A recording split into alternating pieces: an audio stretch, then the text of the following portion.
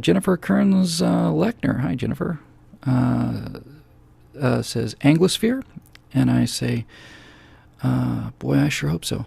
The Anglosphere is a term that's been coined for the political and cultural and military and economic alliance of the great English-speaking countries. That'd be Britain, Canada, Australia, New Zealand, and the United States. And you could actually make a case. It's certainly not the Anglosphere, but you could make a case for India.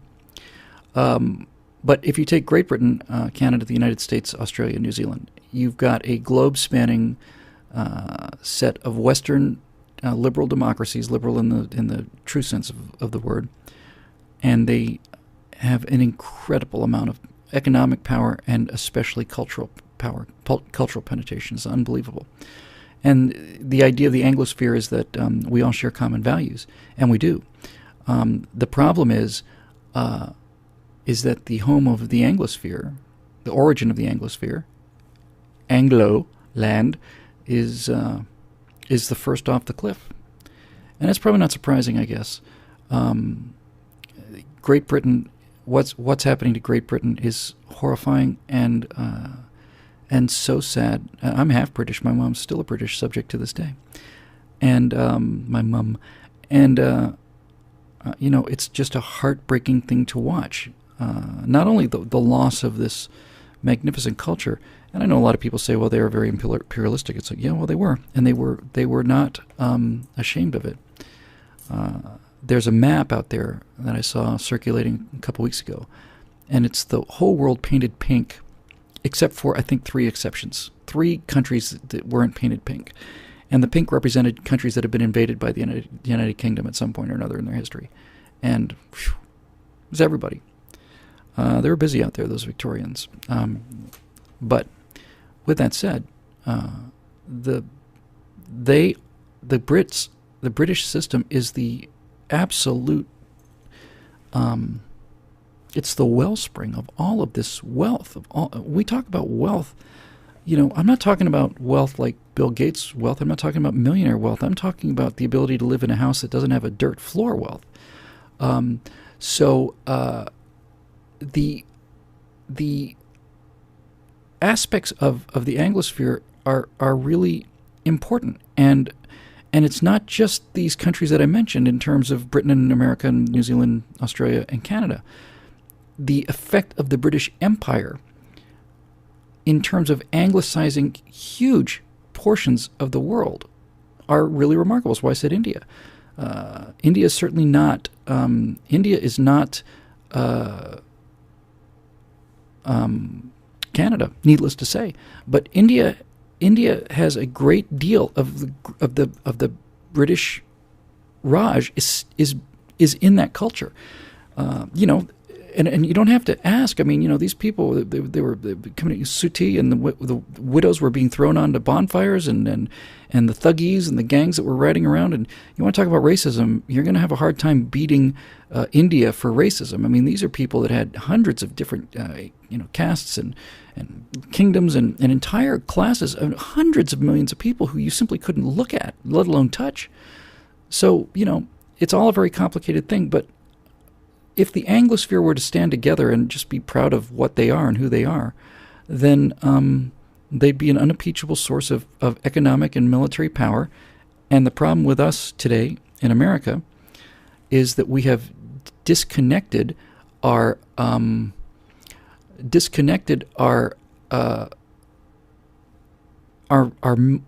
political strength and our economic strength and our military strength from our moral strength. What good does it do to have a military this powerful if we don't have the moral authority and willingness to use it in the defense of everything we believe? If we're not going to use the military to defend freedom here at home and protect it abroad, then it's the same as sinking the Navy, right? If you have a president who will not use the Navy, really under any circumstances, then might as well have sunk the Navy. And it's true for all of this. It's true for all of these great powers that we have, we seem to be so ashamed of them, and it's intentional. They've been working on making us ashamed of our own power for 50 years. And what the left has basically done is looked at the sword that the West holds and said, we cannot beat this sword. All we can do is wither the sword arm. We're just going to wither it arm. We're just going to make sure they never flex it and make sure that it hurts and painful and embarrassing. And so the sword is intact, but it never gets swung with any effort, with any effect, because of our lack of our moral core, our lack of our moral bearings. It's not the same as moral certainty, but I know which side I'm on in terms of Israel and Palestine. I know which side I'm on. It's not hard for me to figure out.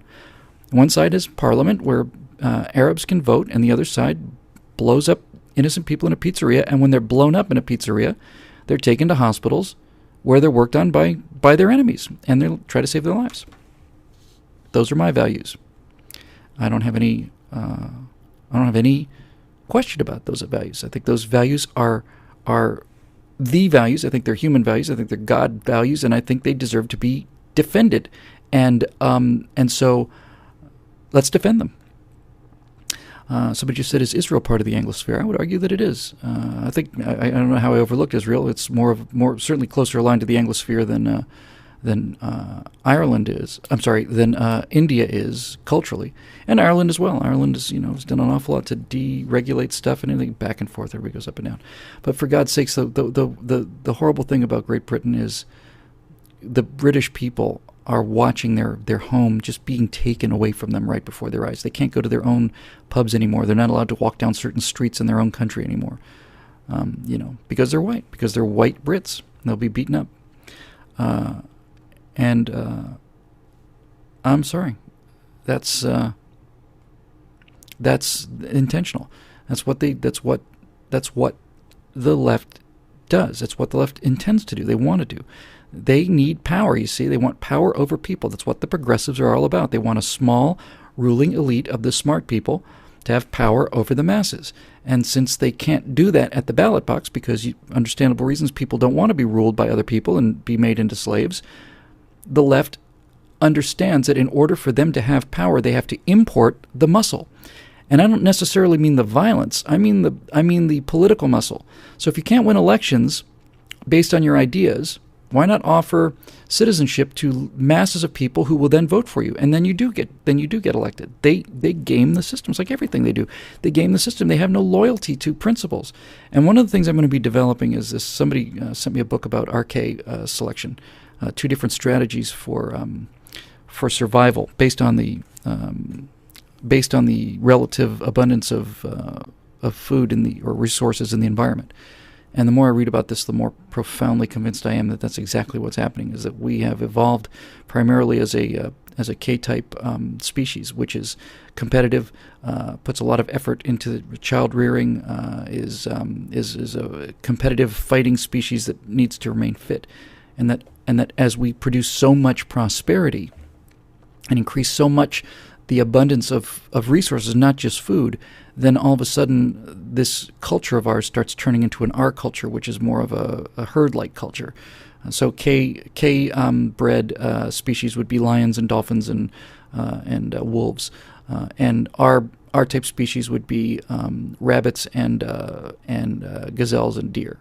And so when you've got lots and lots of food, you can be a rabbit and deer or a gazelle. But when you're competing for food, you got to be a dolphin or a wolf or a orca or a lion. And there are a lot. Was that you, Ohio Coastie? Thank you so much. Thank you very much for the book. I didn't get a name that I could connect to. I'm reading it now. It's very, very kind of you for sending it.